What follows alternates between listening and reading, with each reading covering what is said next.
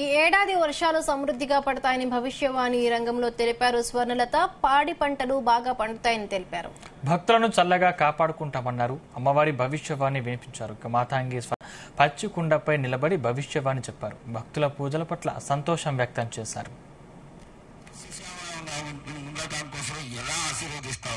తదనంతరం ఆది వ్యాధులతో బాధపడుతున్న వాళ్ళందరినీ ఎలా ఆశీర్వదిస్తావు? ఈ యొక్క చక్కటి మాటలను నీ ముఖం ద్వారా తెలియజేయగలి. కోరినన్ని వర్షాలు ఉన్నాయి మీకు, పాడి పంటలు కూడా సమృద్ధిగానే ఉన్నాయి మీకు, ఎటువంటి లోటు లేదు మీకు. కానీ మీరు మాత్రం ఆనందంగా సంతోషంగా ఉండండి. ఎటువంటి అనుమానాలు పెట్టుకోకండి. నన్ను నమ్మిన వాళ్ళకు నేను తప్పకుండా మీ కోరికలు తీర్చడానికి ఉన్నాను. వర్షాలు మీకు కోరినన్ని వర్షాలు ఉన్నాయి మీకు. ఎంత కోరుకుంటే అంత విధంగా ఉన్నాయి, కానీ అంతకు మించి మీరు కోరుకోకండి.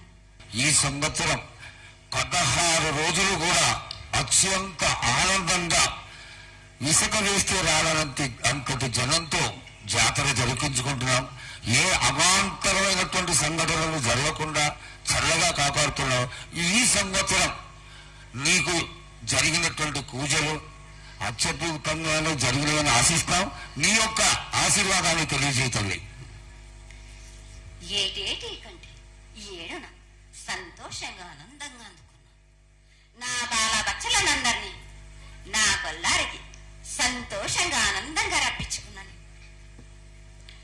వాళ్ళు చేసిన పూజలన్నీ నేను ఆనందంగా అందుకున్నాను. నేను ఎవరికి ఏ ఆటంకం లేకుండా చూసుకున్నాను కూడా. నేను ఏ ఆపద రాకుండా కూడా నన్ను కొలిచిన వారికి నిమ్మై నిలిసి మహంకాళిని. ఈ పూజలో గోనాలు ఏ విధంగా సమర్పించాలి, ఎట్లా సమర్పించాలి, ఎవరు సమర్పించాలి అనేది ఒక చిన్న తెలియని విషయం తల్లి. నీ ముఖ తరహా తెలియజేస్తే ఆనందపడతావు.